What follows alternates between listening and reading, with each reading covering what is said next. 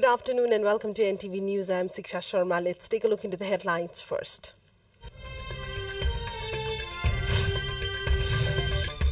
Constitutional Council meeting scheduled for today. Meeting likely to make recommendations for a new Chief Justice.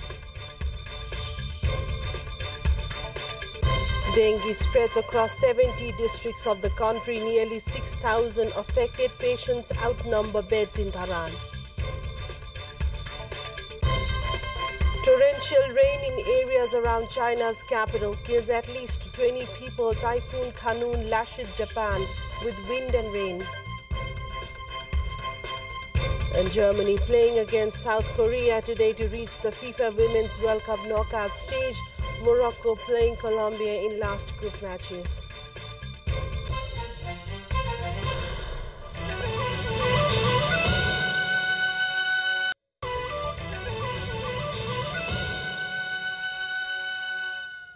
Welcome back to NTV News. Towards other development, a meeting of the Constitutional Council has been scheduled for today. The meeting is expected to pick names for the appointment of a new Chief Justice at the Supreme Court.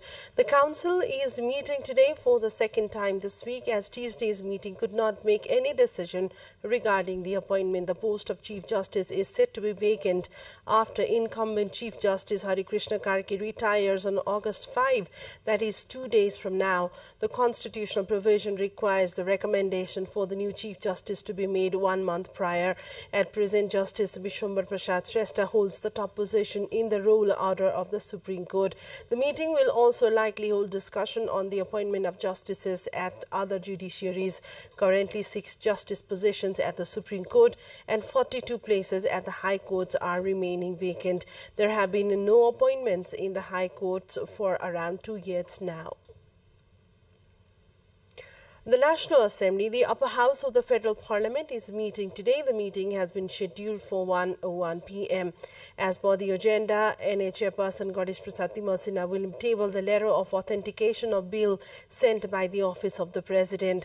Also today, the letter sent by the Office of the Prime Minister and Council of Ministers on responsibilities allocation to its members will be presented.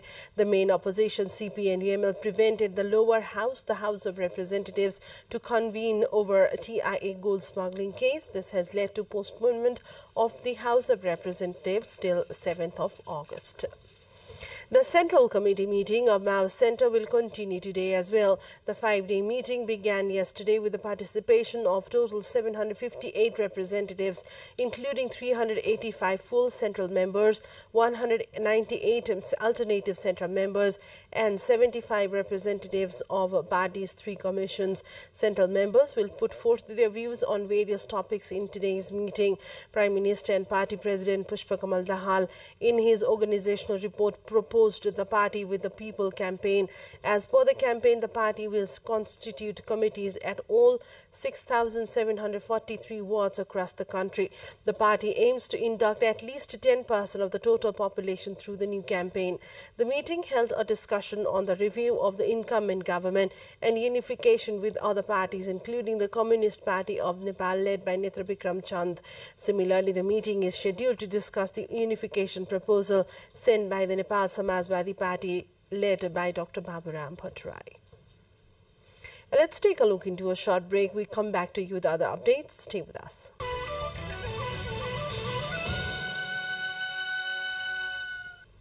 Welcome back to NTV News. We take a look into further developments. Dengue outbreak has become a primary concern of the authorities and public alike. 5,688 people have been infected this season. Of the number, 3,914 cases along with 4 deaths were reported in the month of July. The disease has so far spread across 17 districts of the country. Sunsari remained the most affected. All education institutions operational in the Dharan sub-metropolis of Sunsari have been closed for effective campaign against dengue outbreak. Dengue virus has taken lives of 8 people, including a girl child in Dharan, since June's first week onward. The disease, which was previously prevailing in Tarai districts, has now spread to hilly areas as well. The Bagmati province government is set to organize a week-long vaccination campaign against lumpy skin. The campaign, scheduled to begin on August 10, aims to control the disease which has been causing a significant impact on cattle in the recent times. The province Ministry of Agriculture and Livestock Development has said around 40,000 cattle in the province will be vaccinated against the viral infection during the campaign. The disease caused by the capripox virus and originally found in Africa is characterized by symptoms such as fever, excessive salivation, lacrimation and skin eruptions in affected animals. Meanwhile, the cases of lumpy skin or viral infection are on the rise in Lalitpur as well. The disease that is transmitted by the bites from insects like flies, mosquitoes and ticks has so far affected 1,431 animals with 83 fatalities since mid of April. The Animal Husbandry Center has so far vaccinated 8,300 cattle, including 5,000 in Godavari municipality alone against lumpy skin. The municipality reports 296 cases of the disease. Taking you to the international front, where severe flooding in Beijing was caused by the heaviest rainfall in 140 years, according to local meteorologists, and there is a little reprieve for the region as Typhoon Kanon lashes Japan with wind and rain. Between Saturday and Wednesday morning, 744.8 millimeters of rain fell in the Chinese capital from the remnants of Typhoon Doksuri, the heaviest rain over consecutive days since records began in 1883. Meanwhile, Typhoon Kanon packed winds of 220 kilometers per hour, the equivalent of a Category 4 Atlantic hurricane, as it made its nearest pass through Japan's southwest Okinawa Islands early on Wednesday. In the past 24 hours, many locations in Okinawa have received 175 to 220 millimeters of rainfall. More than 600,000 residents were ordered by the prefecture government to evacuate their homes, and strong winds took out power lines, leaving more than 200,000 households without electricity.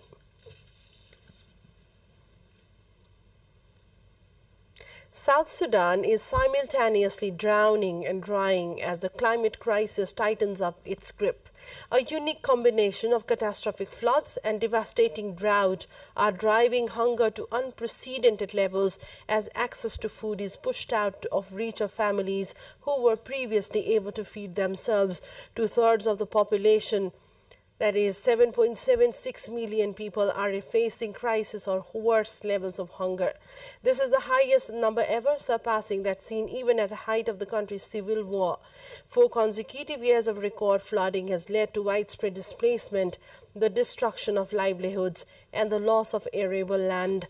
The effects of these concurrent climate shocks are compounded by rising food and fuel prices and ongoing conflict. In a bleak milestone, more than 100,000 people have fled from Sudan to South Sudan since fighting broke out in mid of April. A quick look into the highlights of what's coming up next.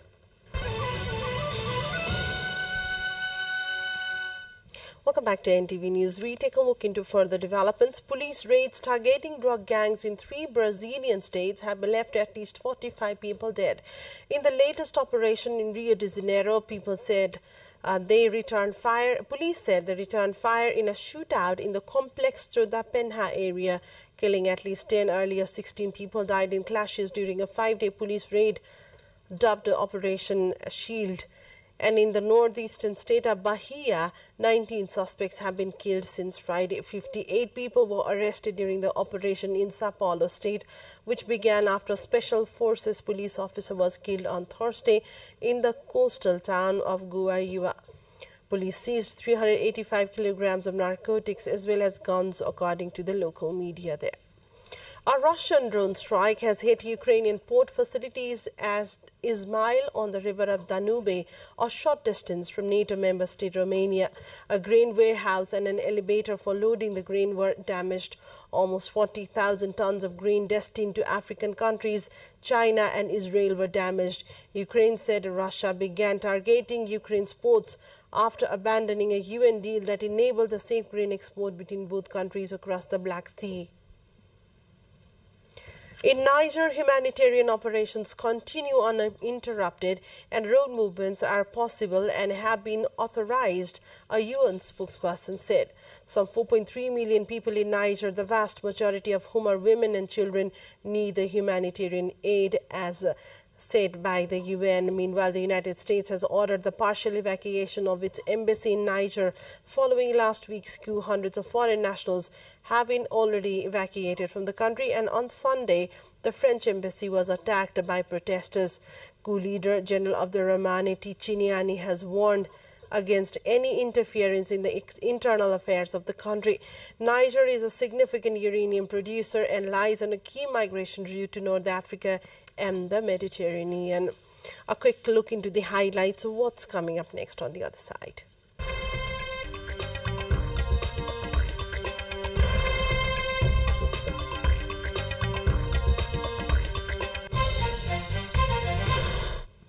Large herds of Tibetan antelope crossed the Wibei Bridge on the Qinghai-Tibet Railway in the Ho Shil Nature Reserve in northwest China, Qinghai province, on Wednesday and headed for the destination of the annual migration. Before crossing under the bridge, Tibetan antelopes would usually stop and observe the surrounding environment for 2 to 3 hours for safety concerns, because as they are a target for predators such as cheetahs, lions, leopards and wild dogs. Some of them were grazing on the grassland, some of them were resting on the ground, while others serving as sentinels and keeping an eye on potential dangers. The archway is one of the 33 passages built specially for wild animals to cross the railway.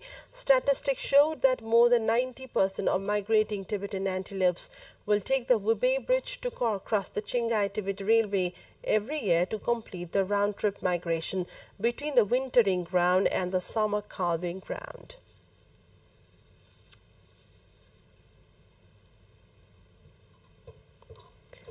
Time now for a sports update.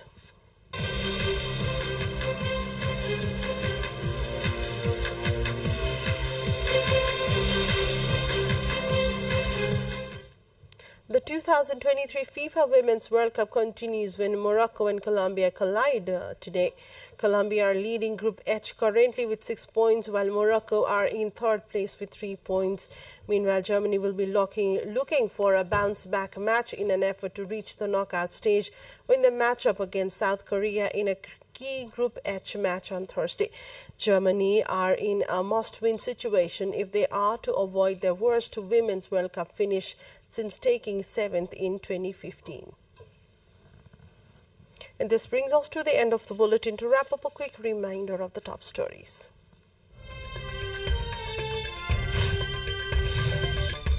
Constitutional Council meeting scheduled for today, meeting likely to make recommendations of a new Chief Justice.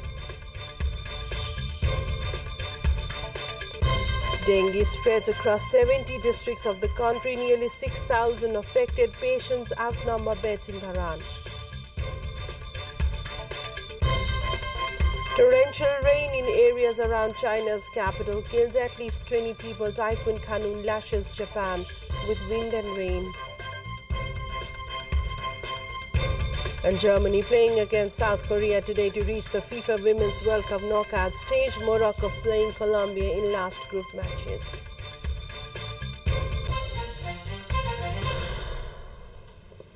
That's all for now. Thanks for watching. Have a great day ahead. Namaste.